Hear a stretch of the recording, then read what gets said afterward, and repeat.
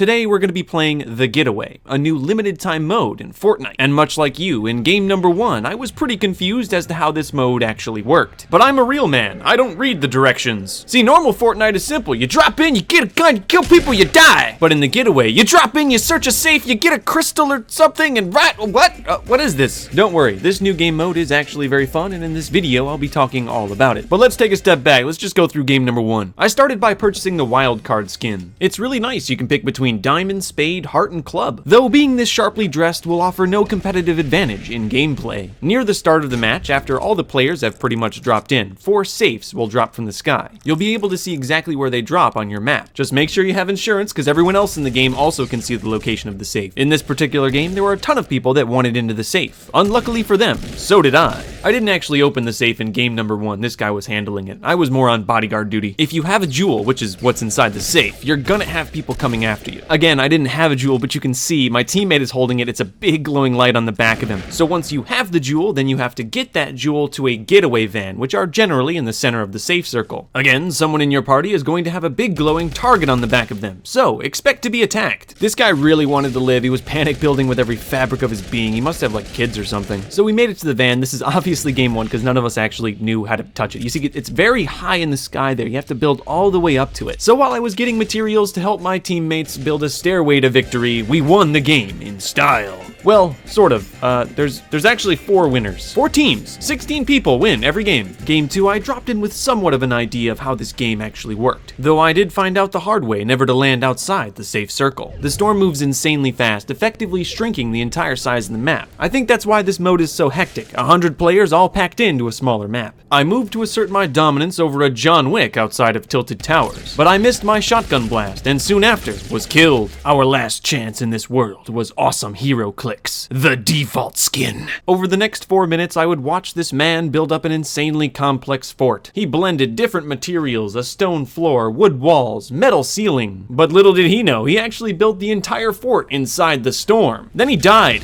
Sad. These red supply drops are exclusive to this mode. They're almost always all the same. They give you good team items like cozy campfires, tons of shields, minis, all of that stuff. Oh, I also got a chance to play with the new grappler, which is also very fun. They're always in the red supply drops. We were able to find a jewel by killing its previous owners. But while running towards the van, we were attacked. Again, this is almost always going to happen. It all went down in a pretty open field. It was a massacre. We had no chance. Alright, info. If you really want to satiate your bloodlust, hang out by the safes, especially if they're in the open. There's tons of easy free kills. Okay, maybe the kills won't always be easy, but they will be there. These are heavily traveled areas. Come now, children. Come to your doom. I'm just telling you guys, you see the battle shroud, you know you're about to get popped. In this match, chilling by the safe got me all the way up to 9 kills. But in the end, I was shotgunned by a guy who had 10 kills. I'm not even lying. Game 5, I developed a pretty good strategy for this mode. On the initial drop, instead of going straight down, I would hover way up in the sky. The red supply drops that I talked about earlier drop fairly soon after everyone leaves the bus. It was as simple as looking exactly where the supply drop went, and then I would go pick it up. It's a pretty good strategy to almost always guarantee you'll get some pretty decent loot. I was a little bit late to the party, but I was still effective. I had quite a few squad mates alive, so when they ran up to the van, I fortified our position, and it worked! We won! Game 6, I did the same supply drop strategy, but instead of my squad living, they all died. I was attacked by multiple squads, all trying to kill me, and the only reason I lived this long was because of the grappler. But ironically, it's also what got me killed. Game 7 shows the imperfections of the supply drop strategy. Sure, I get the supply drop right off the bat, but I'm sort of in a tough position. I still live, it's fine. Anyway, after some looting, I got a pretty high altitude kill on this guy and landed safely. This is the first time I had ever actually held the jewel. When you hold the jewel, you run a little bit slower, but your health and shields also increase. I was full though, so it didn't really matter. Remember, it's likely you're going to be attacked. If you survive though, you do get that passive heal, which can really help. It gets you up to full health and shields pretty quickly. My squad was wiped. I was alone, right under the van. But remember, I had never held this thing before, so I really didn't even know how to actually win the game. My plan was to use a bounce pad to jump onto the van, though I didn't know that you actually have to hold X for 1 second to win the game. And by this time, the only other squad in the game caught sight of me, and there's no way you're gonna be able to build a ramp up to the van by yourself if you're under fire. Game 8, I dropped into Lazy Links, and the rest of my squad dropped into an early grave. It's alright, I graduated from the University of Dusty Divot. At the end of the day, this is a squads mode though. Doesn't mean you can't win, it's just pretty hard.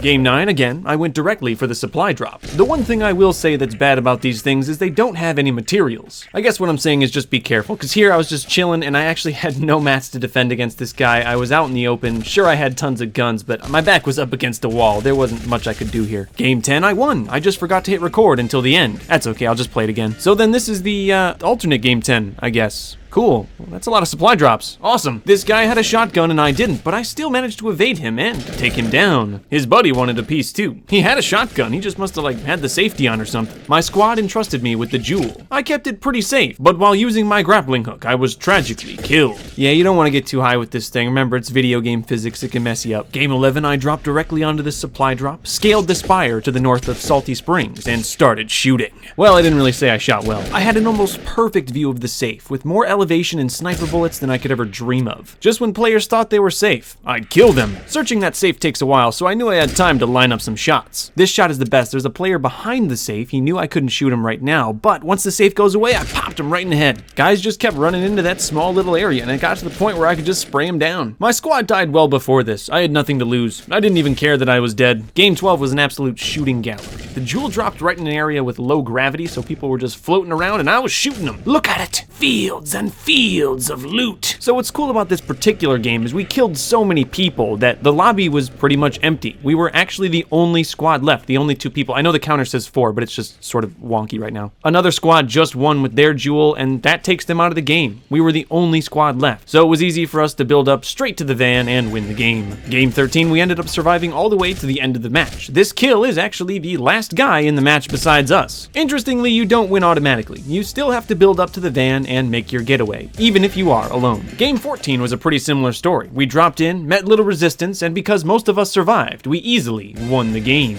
Oh, and did I mention that these count as squad wins? Yeah, they do. It's not like 50-50. Game 15 was played with the thumbnail artist. We dropped into Salty Springs, which as you know I'm fairly familiar with, and got some good kills. We ended up making it all the way down to Dusty Divot, and this was the first time I actually noticed that Dusty Divot has changed. Though there's a little bit too much combat to be talking about the changes right now. I set this guy up perfectly. What I've been doing lately is I make guys waste their ammo, and then when they go to reload, I rush them, but my controller disconnected. What the? Ah! Wow, I made it out of that.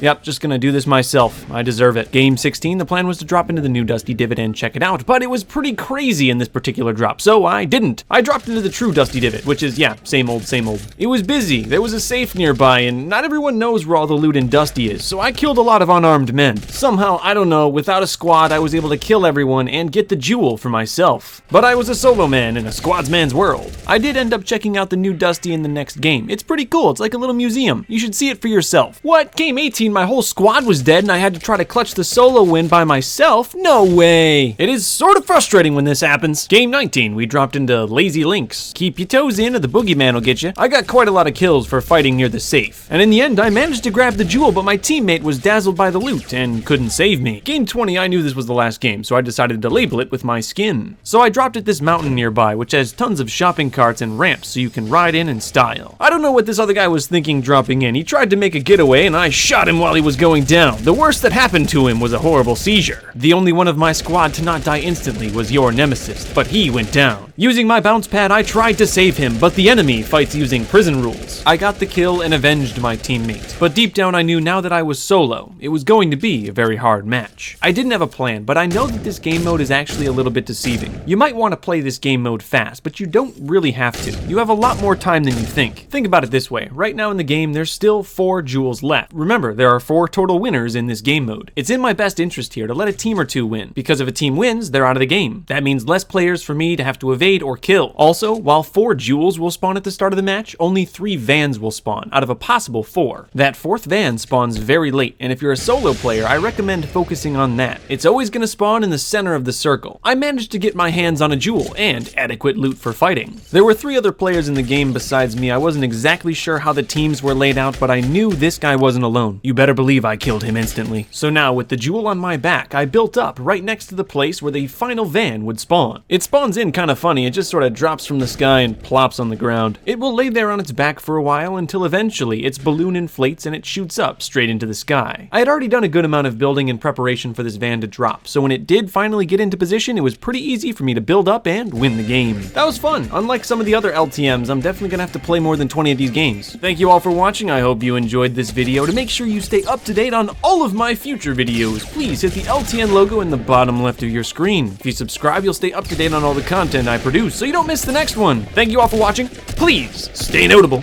and I will see you in the next video.